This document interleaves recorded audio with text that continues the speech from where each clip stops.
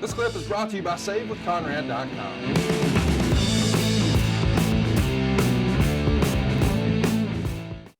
Let's talk about what Meltzer wrote here. He says, less than 2 months after the biggest show in the history of the industry, the entire wrestling industry seemed to hit a panic. The Monday night audience for wrestling has declined to a scary degree, coming off the end of Nitro and folding of WCW down to a 4.2 rating on May 21st for the best Raw in a long time. This number was equivalent to the audience the show used to draw a few times a year. It aired from 11p to 1a on a tennis or dog show night. The WWF not only has lost all the former Nitro audience, as well as having dropped about 16% of its own core audience over a 7-week period.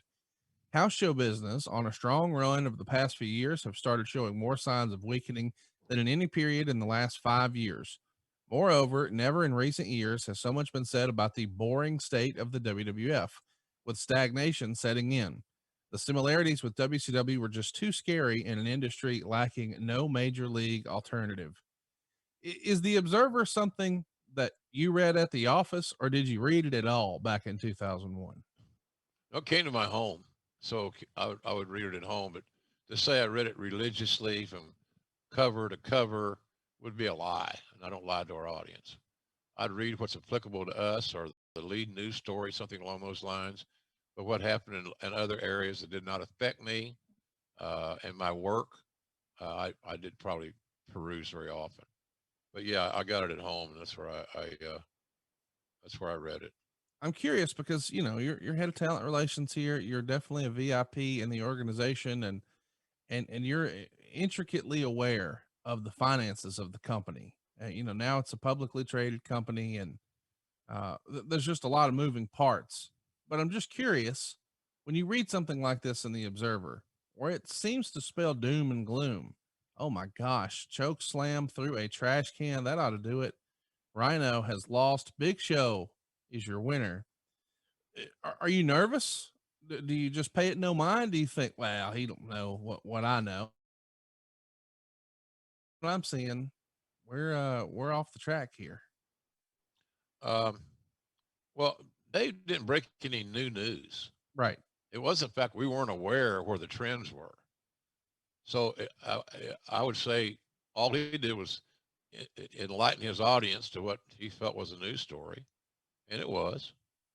And but we were aware of that. We were aware of all that stuff with and the trends and all that. He just reiterated what we already knew. And you and I have talked about this ad nauseum. If you have the attractions that people want to see, they will watch, they will attend, they will participate. If you don't, they won't. Simple as that. And we just didn't have what they wanted to see. They did not want to see Austin as a heel.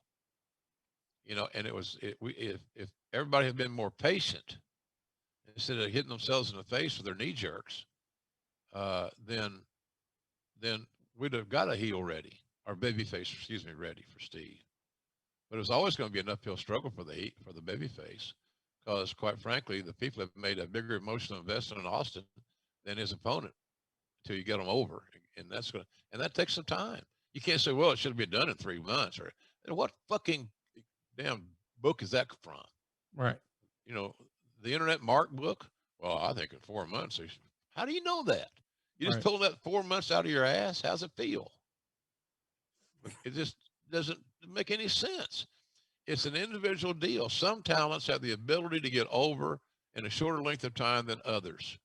Some talents will never reach the level of Austin and Rock in their babyface personas. So, well, Rock was a heel. He was a Nation of Domination. He was a heel before he got his babyface run. When Rock became an over babyface in WWE, he didn't. How many times he turned? I don't remember any. Did I miss something, Conrad, on that? No, you're missing something right now, though. Terry Reynolds has come to visit the APA, and it's apparently very cold backstage. You see the guys playing cards, drinking beer, smoking cigars, and that was a subtle nipple reference from Conrad. He can't say nipple because he's married with children. Let's track it here.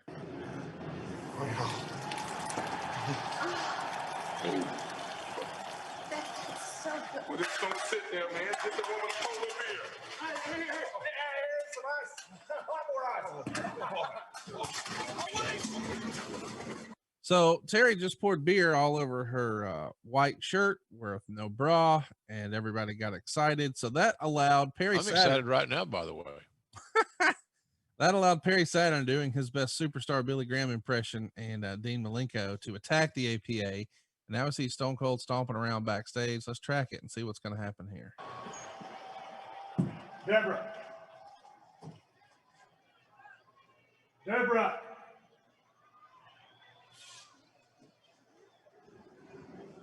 So we're looking for Deborah backstage. Cut to yet another vignette. Now it's Molly Holly talking to Spike Dudley. Vince Russo's gone by this era, of course. Who would have been responsible for producing a lot of these backstage vignettes? We know Brian's still there. We know Bruce is still there. Who are some of the other cast and crew in 2001? Do you recall? Well, Brian Gewirtz was I think the creative powerhouse of a lot of things in this era. And he just did a great job. He had real good vision. He had a great gift for these images and making them make sense with untrained actors. These guys are not actors, unless they did something in their school play. So they had to adapt and become more extensions of their own personality. So, but Bruce obviously was very involved, and so was Brian. But Conrad, I'm being invasive because there were so many writers in that era that came and went. Right. And sometimes you didn't even notice that somebody was gone. The number of writers and producers increased exponentially.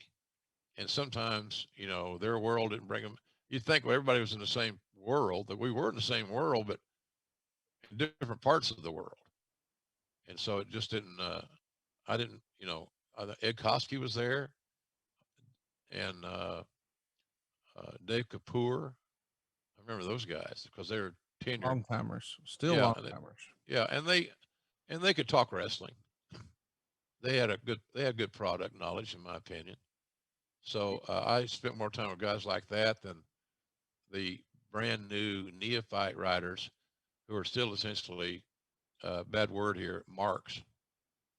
You're a bit old school with your wrestling. No, When hell you out. see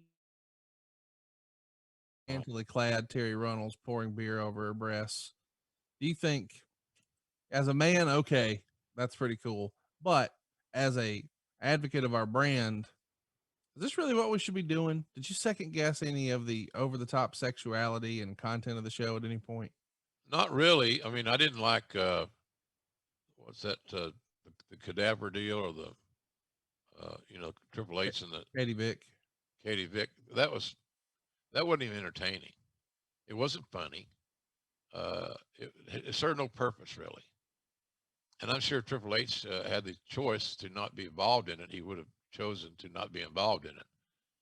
But considering, Conrad, that our primary demographic, that the numbers the advertisers used to buy advertising on the network or inside our show were men, 18 to 34 or 18 to 49. So I would say that a lot of men are interested in Terry Runnels' hard nipples. So it didn't bother me. Hey, it's Conrad Thompson. Thanks for checking out the podcast here on YouTube. Be sure to hit the subscribe button and the notifications bell so you get a notice anytime we upload some new content. And go save yourself some money right now. If you're in a 30-year loan or you have credit card debt, it's not a matter of if I can save you money. It's a matter of how much. Find out right now for free at SaveWithConrad.com.